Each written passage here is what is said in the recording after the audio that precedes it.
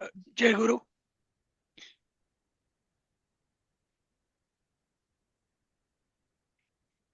माझं ऐकू येत आहे?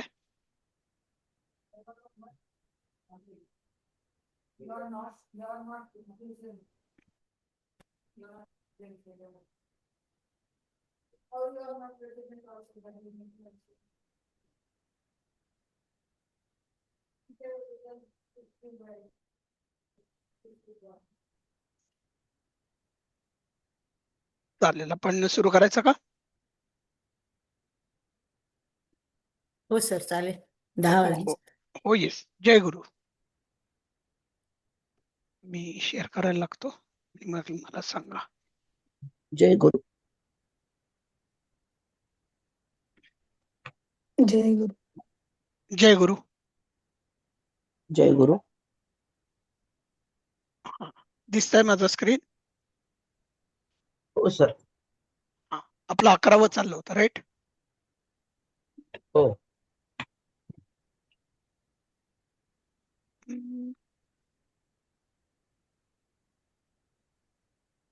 हॅलो. हॅलो. हा, ठीक आहे. बहुतेक करून सर जॉईन होत असतील एखाद वेळी. म्हणले होते मला की मी आज जॉईन व्हायचा प्रयत्न करतोय म्हणून. ठीक आहे, आपण सुरू करू. पण सर येतीलच तवर बहुतेक.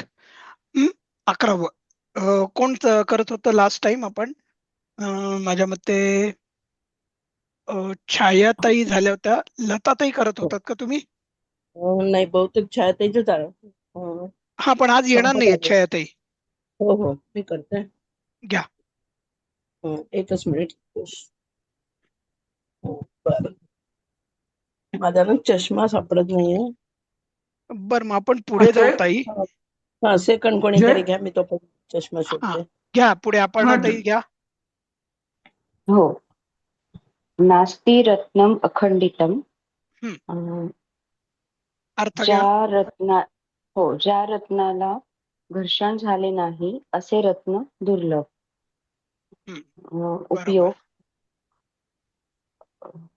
बाल्ये सह विद्वान भर्त्सना माप. बाल्ये सह विद्वान भर्त्सना माप यतः नास्ति रत्न खंडितम. बर. त्या विद्वानाला बालपणात निंदा किंवा अपमान सहन करावा लागला, कारण रत्नाचा तुकडा कधीही मूल्यहीन नसतो किंवा रत्नामध्ये कधीही दोष नसतो. हा, म्हणजे बघा, रत्न जे असतं ना ते कधीही अखंडित नसतं. म्हणजे काय, त्याला पैलू कायम पाडावे लागतात. पैलू. बरोबर आहे. पैलू म्हणजे थोडक्यात झीज करावी लागते त्याची, राईट? वेगवेगळ्या अंगाने त्याला कित्येक वेळेला आपल्याला रत्न ज्याच्यात मिळतं तो भाग बाजूला करायला लागतो आणि खरं रत्न दूर करावं लागतं.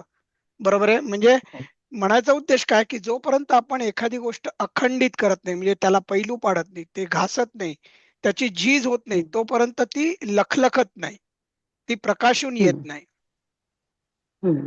तसंच विद्वान जो असतो त्याला लहानपणी काही ना काहीतरी निंदा अपमान हा सहन करावा लागलेला असतो.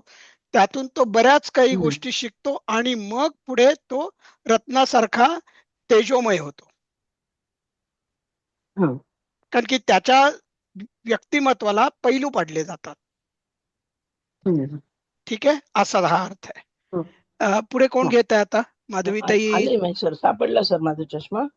हा, मग घ्या ना तुम्ही. घ्या घ्या. 12वं घ्या मग. 12. हो, 12वं. निकृती प्रिया ही नीचहा. ही नीचहा. नीचाहा. नीचहा. बरोबर. अर्थ: नीच माणसाची आवड दुष्कर्मातच. प्रयोग: उपकृतः अपि अपकुरुते असाधुः यतः साधुहु. निकृती. साधुः यतः निकृती प्रियाः ही नीचाः. यतः म्हणजे जसे की, लक्षात ठेवा. यतः म्हणजे जसे की. जसे की. दुष्ट माणसावर उपकार केले तरी तो परत अपकारच म्हणजे वाईटच करतो. कारण नीच नीच लोकांना स्वभावतःच कपट करणे किंवा दुसऱ्याचे वाईट करणे आवडते. बरोबर आहे. अगदी साधा सोपा अर्थ आहे हो की हलकट आणि नीच माणसं ही कायम वाईटच गोष्ट करतात. कारण की त्यांच्या डोक्यात वाईट विचार वाईट असतात विचारच. आणि त्यांच्या अंगामध्ये त्या सगळ्या सवयी वाईट करायच्या भिनलेल्या असतात. हो वाईट गुणच बरं, असतात. वाईट गुण असतात. बरोबर आहे. म्हणून ते त्यांना असं म्हणलेलं आहे की नीच माणसांची आवड ही दुष्कर्मामध्येच असते. काय त्यांनाच त्यांना वाईटच कर्म आवडतं. बरोबर आहे. चांगलं कर्म लोकांचं आवडत भलं नाही. आणि कल्याण करायला त्यांना आवडत नाही. हो. ठीक आहे. आपण हो. पुढे जाऊयात. हम्म, हा. पुढे कोण घेत आहे आता? लताताई नंतर माधवीताई दळवी आल्यात का? हो आलीये. हा, घ्या ताई. न चेतनवंता वृत्ती भयम म्हणजे न चेतन चैतन्यशाली वताम आहे. वताम. न चेतनवताम वृत्ती भयम हम्म, चैतन्यशाली जीवाला पोटाची चिंता नसते. हम्म. ओके. युवको न गण एक मिनिट हा. युवको न गणयती दुःख दास्यवृत्ते यतः. दुःखम. ताई गाळू नका हो, ताई गाळू नका. आपल्याला अधिकार नाही दिलेले संस्कृत मध्ये. प्रत्येक हम्म, स्वर आणि प्रत्येक व्यंजनाचा उच्चार करायला भाग पाडतं संस्कृत. हम्म. युवको न गणयति दुःखं दास्यवृत्तेः यतः हि न चेतनवतां वृत्तिभयम्. हा, यत ही म्हणजे जसे की, मी मगाशीच तुम्हाला जसे म्हणलो. हम्म. हा, तरुण वाचा. माणूस गुलामगिरीतील कामाच्या दुःखाची पर्वा करत नाही. कारण जे स्वाभिमानी आणि कर्तृत्ववान असतात त्यांना आपली उपजीविका कशी होईल याची कधीही भीती वाटत नाही. बरोबर. आता मी याचा अर्थ सांगायच्या ऐवजी मला तुम्ही तुमच्या अनुभवामधनं अर्थ सांगा की कुठली तुमच्या अनुभवातली किंवा जीवनामध्ये तुम्ही बघितलेली गोष्ट हे ही म्हण जास्त पटवून देईल.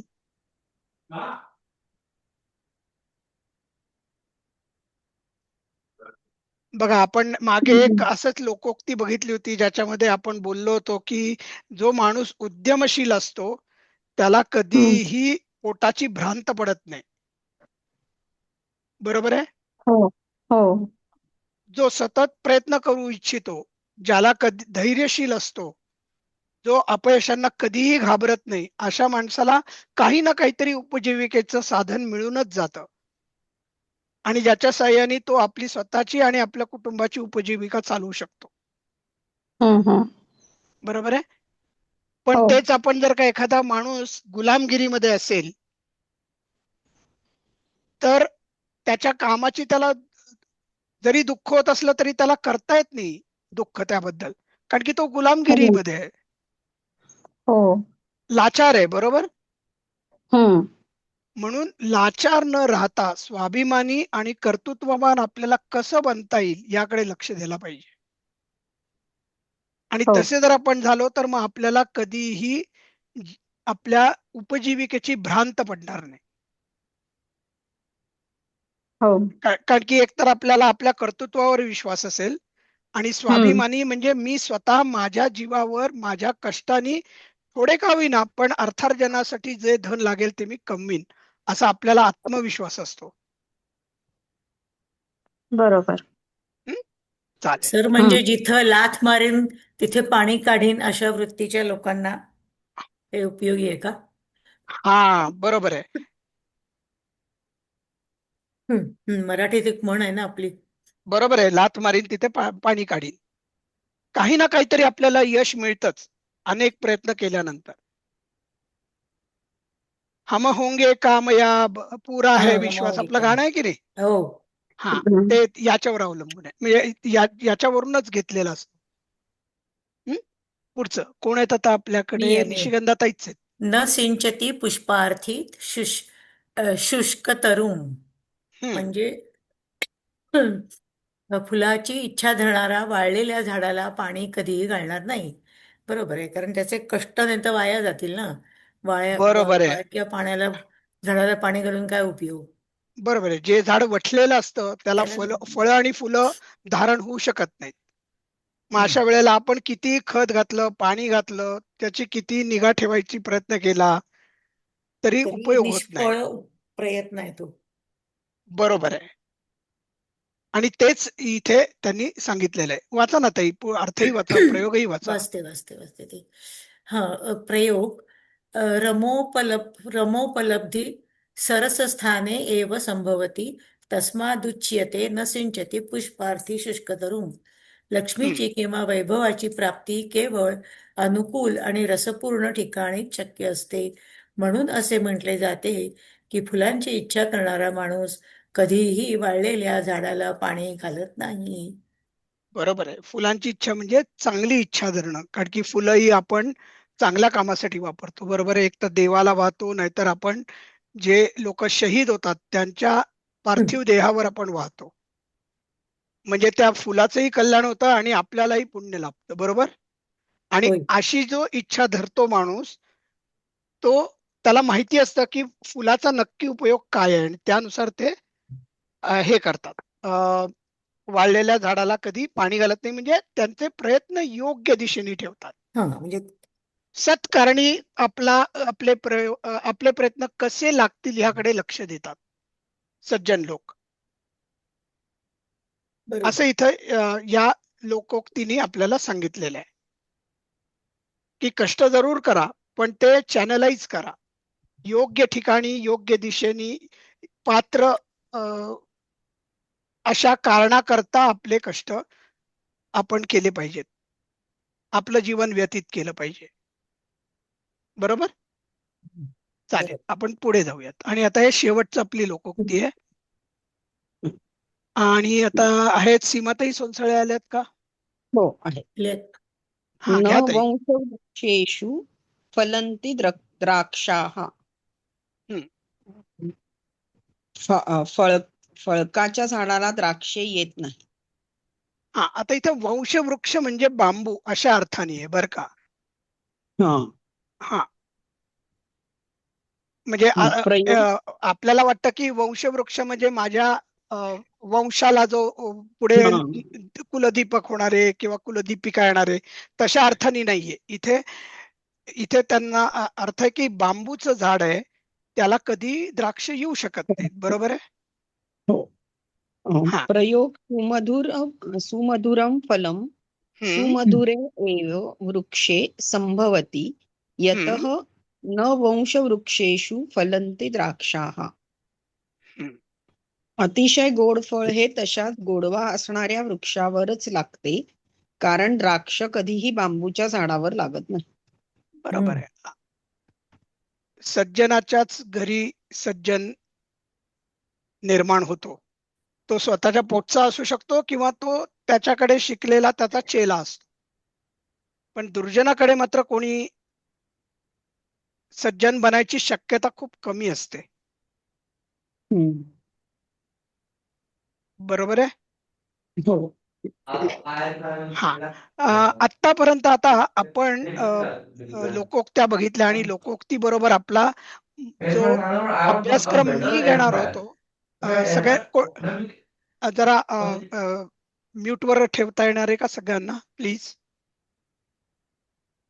हां, चालेल.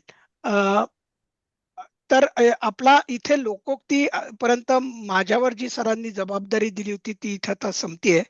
आत्तापर्यंतच्या गोष्टींमध्ये तुम्हाला काही शंका आहेत का? आज जे आपण 11 पासून 15 पर्यंत ज्या लोकोक्त्या घेतल्या त्याच्यात?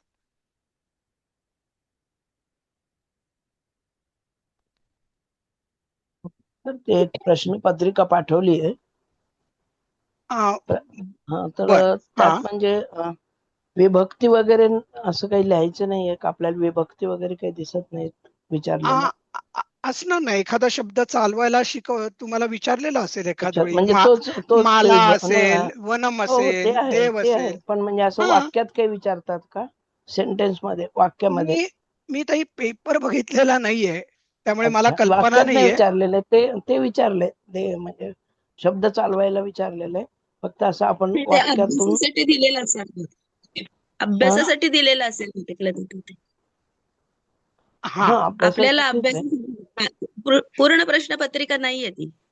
हो का? अच्छा, हा आणि हा. नंतर तुम्हाला सरावासाठी. सरावासाठी काही ज्या हा, प्रश्नपत्रिका असतील ना त्या देतील सर. असं. हम्म. ठीक आहे. हा, एक तर प्रश्नपत्रिका दिली आपल्याला, तर बरोबर. त्यात म्हणजे विभक्ती चालवायला सांगितलेली आहे, फक्त असं सेंटेन्स मधून ओळखायला नाही सांगितलेलं. म्हणजे हा ते पण त्याला अजून असतं जरा का? किंचित थोडासा वेळ लागणार आहे ताई तुम्हाला, कारण की हं, आत्ताशी थोड्या थोड्या तुम्हाला शब्दांच्या विभक्ती तुमच्या हं. पचनी पडायला लागल्या. म्हणजे हा, कर्म म्हणजे असेल तर ते ठीक आहे. द्वितीयेत जायला पाहिजे, कर्ता हं, असेल तो प्रथमेत राहायला पाहिजे, हं. एकारांती जे शब्द आहेत ते सप्तमी मध्ये असतात, शू किंवा सु म्हणजे आलं या ते परीक्षेला असं सप्तमी अनेक चालवायला वचन. असेच असेल का फक्त? असंच किंवा शब्द तुम्हाला गाळलेल्या पूर्ण जागा लिहायला बदल. लागतील, पण गाळलेल्या जागेमध्ये एखाद वेळी असू शकतं तुम्हाला. बर. हं? तर कधी आहे परीक्षा? आता आपल्या इथे सर उपस्थित आहेत, त्यामुळे आता मी माझी बडबड बंद करतो आणि माझ्या गुरुला विनंती करतो की त्यांनी यापुढचा वर्ग घ्यावा.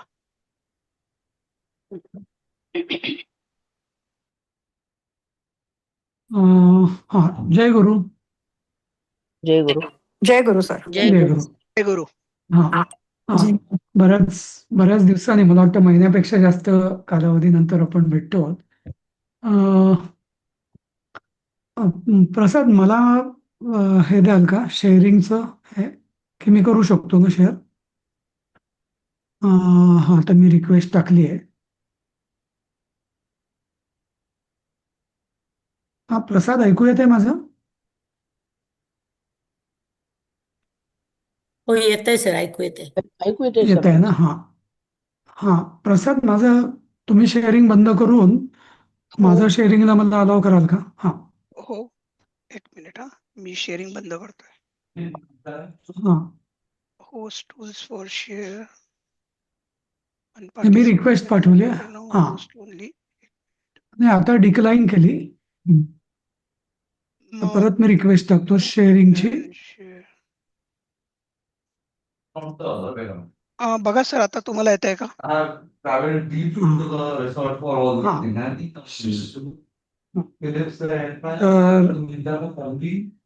हा, आता दिसतंय का माझं? हो, दिसतंय. हो सर. हा, ठीक आहे. तर प्रसाद, मी एक बघितलं तर या चौथ्या पाठातले ना, सुरुवातीची जी वाक्य आहेत ना, कुठली म्हणजे अहम, नंतर बाकी सगळी जी सुरुवातीचा जे हे आहे ना, ते आपण नंतरही घेऊ शकतो किंवा तुम्ही पण नंतर घेऊ शकता. ओके, चालेल ती सर. साधी वाक्य आहेत आपले. हा, घेतो आपण घेतो. विशिष्ट जो भाग आहे ना, तो आज सुरू करूया, ज्याच्याकरता आपण म्हटलं होतं की जरा वेगळ्या पद्धतीने आपल्याला शिकवायचं आहे. बरोबर? हो, चालेल चालेल तर सर. हा, तर सगळ्यांना मी कल्पना देतो की असं काय, म्हणजे नक्की आपण काय शिकवणार आहोत ते. हा, सध्या स्क्रीनकडे ऍक्च्युली बघितलं नाही तरी चालेल. मी सध्या शेअरिंग ऍक्च्युली ऑफच, हा, तुम्ही बघू नका फक्त सध्या. ओके, आता आपण सगळ्यांनी वर्तमान काळ व्यवस्थित आपला झालेला आहे सगळ्यांचा? मी वाचतो, ती वाचते, हो, झालंय. त्याने, हो सर. बरोबर. हा, नंतर भविष्य काळ पण झालेला आहे. मी वाचेल, मी धावेन, मी करेन, तो करेल, गमिष्यति वगैरे वगैरे गमिष्यामि. सगळं झालेलं आहे. म्हणजे वर्तमान काळ आणि भविष्य काळ आपण शिकलेलो आहोत पूर्णपणे. बरोबर? सगळ्या म्हणजे लिंग नसतंच क्रियापदाला, वचन असतं, बरोबर, आणि पुरुष असतो. बरोबर? तर संस्कृतमध्ये प्रथम पुरुष म्हणजे काय सांगा?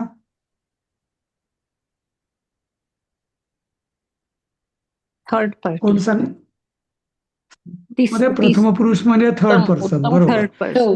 उत्तम सह. पुरुष. आणि आणि सह, उत्तम हा. पुरुष म्हणजे आपण इंग्लिश स्वतः. मधला फर्स्ट पर्सन. हा, तर अहम. थोडं शब्दांमध्ये फरक आहे, पण ते ठीक आहे.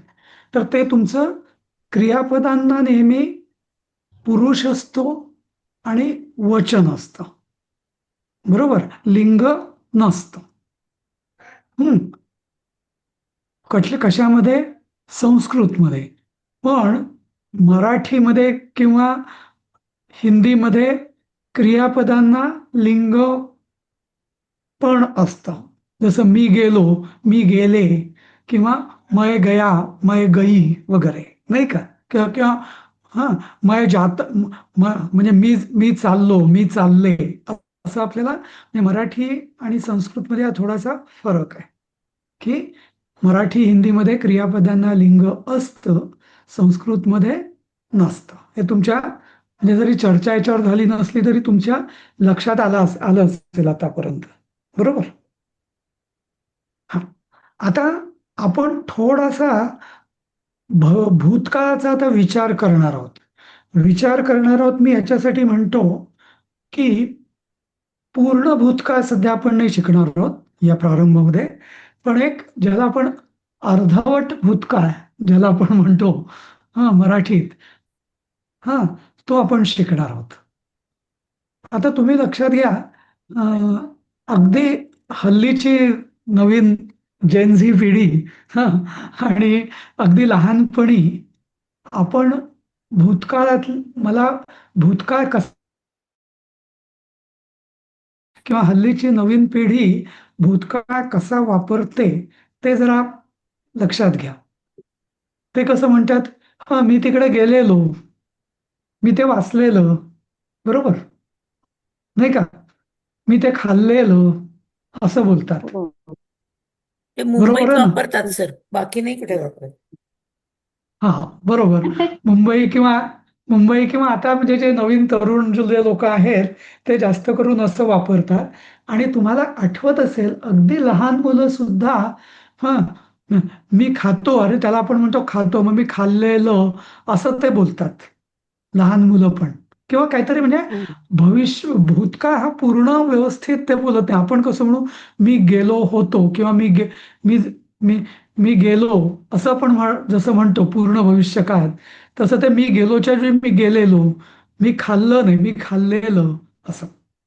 आता संस्कृतमध्ये असाच काहीसा प्रकार येतो. तर तो कसा, तो आपण बघूया. आणि त्याचा उपयोग जसं तरुणाई जशी ती वापरते तसाच काहीसा वापर संस्कृतमध्ये थोडाफार प्रमाणात केला पण जातो. तोही बघूया आपण कसा करता. तर त्याच्या आधी आता हे मी तुम्हाला काही उदाहरण देतो. आता वरचं टायटल जाऊ द्यायचं सध्या, भूतकाळवाचक कर्मणी धातू साधित विशेषण या नावाचा नक्की अर्थ काय हे नंतर बघू आपण. पण सध्या त्याची रूपं कशी होतात ते बघा. आता गमगच्छती हा धातू माहिती आपल्याला सध्या, बरोबर? गमगच्छती. तर त्याचं बघा इथं कसं केलेलं आहे, गतहा गेलेला, गता गेलेली, गतम गेलेले, बरोबर? आपण म्हणतो ना गत जीवनात, असं आपण मराठीत म्हणतो ना. तर गत जीवनात म्हणजे ऍक्च्युअली जशाचा तसा अर्थाच आपण वापरतो. गेलेल्या जीवनात किंवा गत दिवसात, गेलेल्या दिवसांमध्ये, असं नाही का? तर तसंच याचा अर्थ आहे अगदी. फक्त इथं तिन्ही लिंग वेगळी आहेत, गतहा, गता आणि गतम. तर हे गतहा, गता, गतम हे कुठल्या धातूपासून तयार झालं? गमगच्छती धातूपासून तयार झालं. समजलं? तर हा ऍक्च्युअली गतहा, गता, गतम, तुम्ही म्हणाल याला लिंग कुठून आलं आता? तर याचं कारण असं की हा शब्द आहे गत, जसं आपण म्हणतो ना गत जीवनात, नाही का, गत दिवसांमध्ये, बरोबर? तर हा शब्द आहे आणि हा बहुत करून विशेषण म्हणून वापरला जातो, म्हणून याला विशेषण म्हणतात. हा शब्द असल्यामुळे याला लिंग आहेत. जसं आपण म्हणजे राम हा पुल्लिंग, माला स्त्रीलिंग, वनम नपुसक लिंग, बरोबर? जसे शब्द झालं की लिंग येतं, बरोबर? पण धातूला लिंग नसतं, पण म्हणून इथं हा धातूपासून शब्द झाला, म्हणून याला धातू साधित म्हणतात. आणि धातू साधित शब्द झाल्यामुळे त्याला लिंग येतात.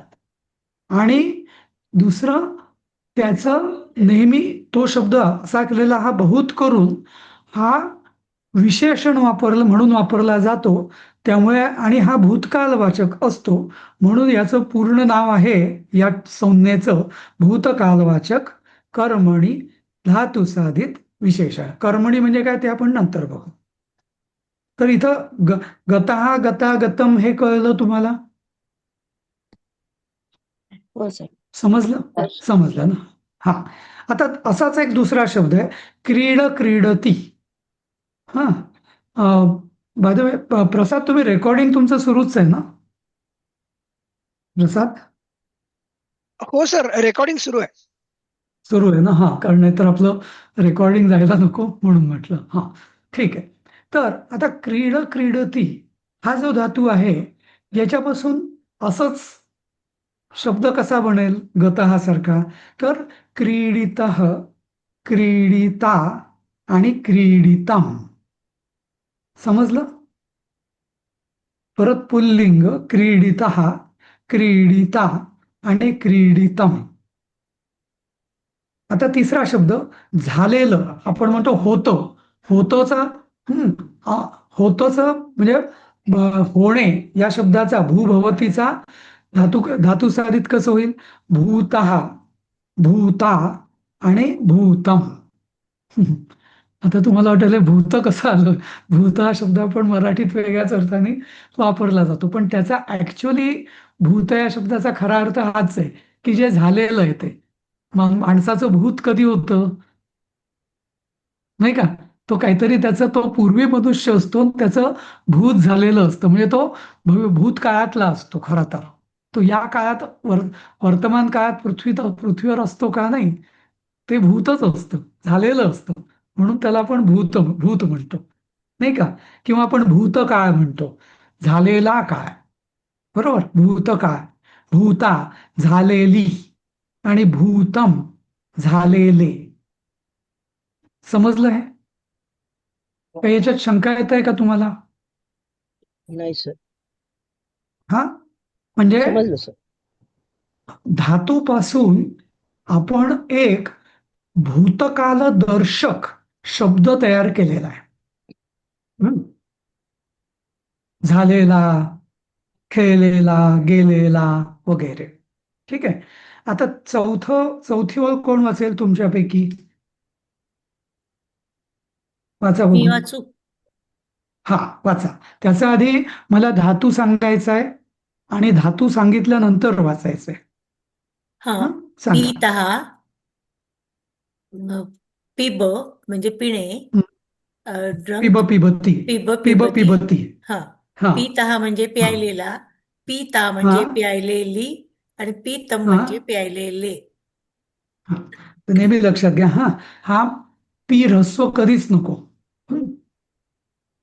पी हा ह्रस्व कधीच नको. हा, बरोबर. कारण का? सांगा. पी हा रस्वपीचा त्याचा का? पिवळा असा अर्थ होईल. बरोबर बरोबर. कोण? निशिगंधात आहे का? नाही नाही, नाही, अपर्णा. करण्यात आहे. जटिल होतील. अगदी बरोबर. अर्थ हा, बदलेल सर त्याचा. अर्थ बदल. अर्थ बदलेल. त्यामुळे हा पीत हा नेहमी अर्थ बदलेल दीर्घच पिताचा. पीचा दीर्घ होईल. हा, ठीक आहे. आता पुढचं वाचा कोणी, दुसरं कोणी. पुढचं लाईन, पुढची ओळ वाचा. मी मी सर? वाचू का? हा, कोण पठ. वाचतंय? नास. हा, माधवीताई बोला, वाचा वाचा. हा. पठ, पठच हा, पठित म्हणजे वाचलेला. पठिता, पठितम. बरोबर. याची मराठीतली उदाहरण द्या मला. हा आपण मराठीत वापरतोच हा शब्द. हो, वाचलेला. काय? उदाहरण म्हणजे काय देऊ मी? त्याने वाचलेलंय असं. बरं. हा, त्याने पुस्तक वाचलेले, वाचलेला इथं ना, पेपर. इथं एक लक्षात घ्या, इथं ना हा. भर त्याने वरती नाहीये. समजलं? वाचलेला. इथं हा. वाचलेला पेपर, वाचलेले हा पुस्तक, हो पुस्तक. हा हा बरोबर असं. हम्म. बरोबर. हा वाचलेली कविता. बरोबर बरोबर.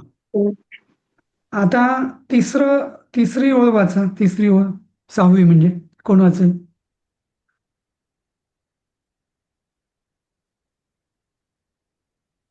दृश्य, हे दृष्टः, हम्म, दृष्टा, दृष्टम. हम्म. पाहिलेला, पाहिलेली, पाहिलेले.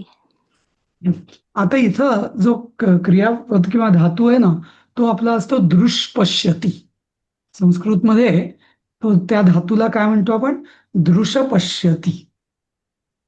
जसं पा पिबती म्हणतो ना, पा पिबती, तसं दृष्पश्यती, पठ पठती, भू भवती, क्रीड क्रीडती, गम गच्छती. तर काही काही शब्दांची ना रूपं थोडी बदलतात आणि ते लक्षात यावं म्हणून असं नेहमी हे कुठलं क्रियापद किंवा हा कुठला धातू असं म्हणताना नेहमी आपण दृष्पश्यती म्हणजे काय, त्याचं वर्तमान काळात रूप पश्यती होतं, पण मूळ धातू आहे दृश. आता दृष्ट हा. आता आपण दृष्ट हा शब्द मराठीत वापरलो, त्याचा अर्थ आपण काय म्हणतो? आपण कसा वापरतो तो मराठीत? दृष्ट लागले. बरोबर. आता दृष्ट लागली या शब्दाचा अर्थ काय आहे? त्या अर्थ म्हणजे असं नजर आपण लागणे. नजर नाही लागली. नाही, पण त्याचा अगदी आता तुम्हाला दृष्पश्यती या धातूपासून हा शब्द झालेला आहे, त्यामुळे त्याचा खरा अर्थ काय असावा सांगा? बघितलेलं, वाईट नजरेने बघितलेलं. हा किंवा बघितलेलं लागलं बघणे. किंवा बघितलेलं लागलं. म्हणजे बघितलेलं म्हणजे कुठल्या तरी असूयेनी, बरोबर. मत्सरानी, वाईट हेतूनी, काहीतरी कोणीतरी हे महत्वाचं नाही, पण काहीतरी त्यांनी बघितलेलं, ती जी नजर म्हणजे बघितलेलं, लागलं म्हणजे काय, त्याचा वाईट परिणाम झाला असं आपण म्हणतो दृष्ट हा म्हणजे. तर अशा रीतीने दृष्ट हा शब्द आपण नकळत बघितलेलं या अर्थाने वापरतोच, नाही का? समजलं? आता मला अजून अशी मराठीतली काही शब्द सांगा की जी आता तुमच्या लक्षात येईल की जी खरं तर संस्कृत मधली कर्म धातुसाधित विशेषण आहेत, भूतकालवाचक, अशी सांगा.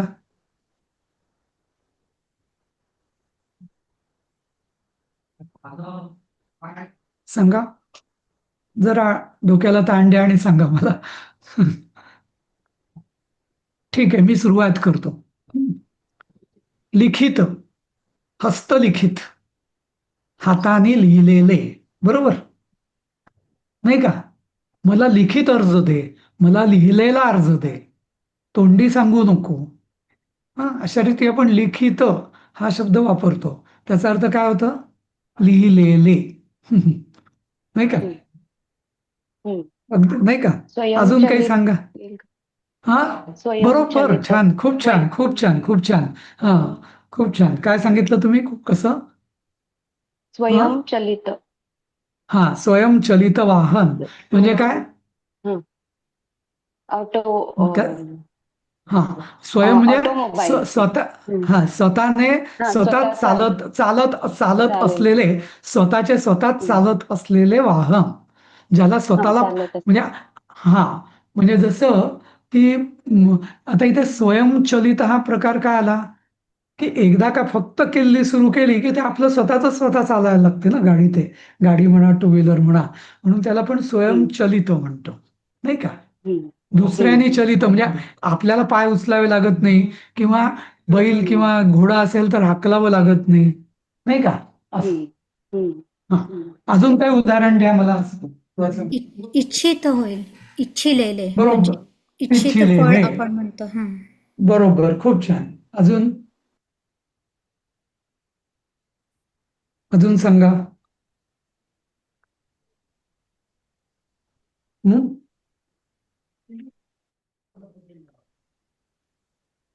प्रत्येक जवळपास म्हणजे जवळपास नाही, सगळ्याच धातूंची तुम्ही जे धातू ऐकलेले म्हणजे शिकलेले आहात ना आतापर्यंत, त्या सगळ्यांच्या जवळपास होतातच धातुसाधित.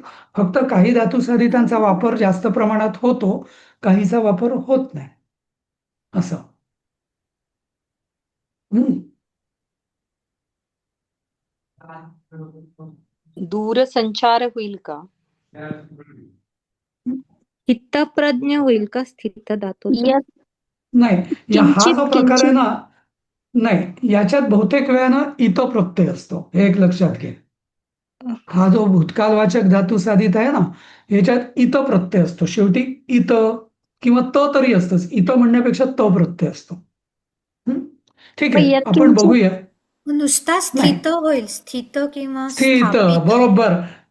स्थापित, स्थित, अगदी बरोबर, खूप छान. आता तुम्हाला लक्षात कथित यायला लागलं हा काय प्रकार. हा, कथितः कथितः पण होईल ना? कथित, बरोबर, कथित, हा, मग स्थित, स्थापित, ही सगळी उदाहरणं खरं तर ही चित्रित चित्रित, स्थापतीचं धातुसाधित स्थापित आहे.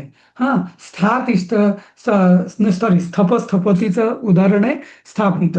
स्थातिष्ठतीचं आहे स्थित. हा, चित्र, चित्रचं आहे चित्रित, अशी सगळं आहे. हा, तर आता आपण याचे अजून काही उदाहरणं किंचित नाही होणार. हा, किंचित हा वेगळाच शब्द आहे जरा. हा, त्यामुळे किंचित नाही होणार धातू याच्यामध्ये. नाहीये तो. ध्वनी मुद्रित हा, होईल का? मुद्रित, मुद्रित होईल. मुद्रित. मुद्रित, हा, हा. आता नुसतं मुद्रित, त्याला आपण अजून ध्वनी लावला आणि ध्वनी तयार झाला असं. हम्म. हा, तर आता हेच आपण आता बघितलंय बघा. स्थित, भुक्त, आगत. हा, पतित, पतित म्हणजे पडलेला.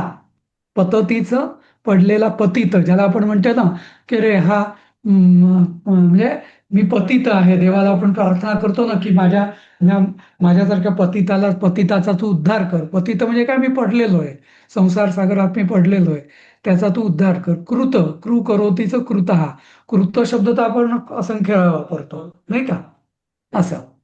हा, तर ही सगळी धातुसाधित शब्दच म्हणून सध्या आपण, बहुतेक वेळा ती विशेषणं म्हणून वापरली जातात, पण कधी कधी शब्द म्हणून पण वापरली जातात. तेव्हा आपण सध्याला धातुसाधित म्हणू. धातुसाधित म्हणजे काय, हे सगळे शब्द धातूला त प्रत्यय लागून तयार झालेली आहेत. आणि ही शब्द आहेत, ही आता क्रियापद राहिलेली नाहीत. आणि क्रियापद राहिलेली नसल्यामुळे त्यांना लिंग लागतं. समजलं? इथपर्यंत काही शंका आहेत का तुम्हाला? नाही सर. नाही सर. हा, मी अगदी हळूहळू जातोय, कारण हा कन्सेप्ट आहे ना, माझा कित्येक बॅचेसचा अनुभव आहे की हा कन्सेप्ट ना आम्ही रेग्युलर फ्लो मध्ये घ्यायचो तर खूप गोंधळ उडायचा आतापर्यंतच्या क्रमामध्ये.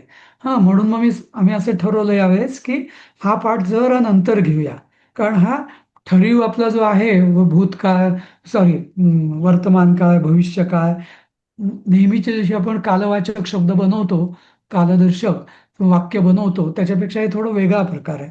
म्हणून आम्ही म्हटलं की हा थोडा वेगळा करूया.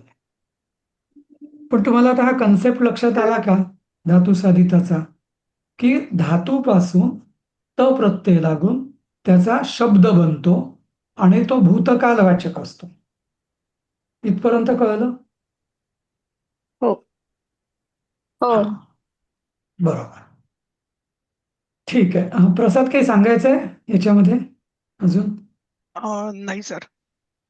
नाही. हा, ठीक आहे, चालेल. आता आपण सर, हे एक सगळे आपले, हा हा बोला.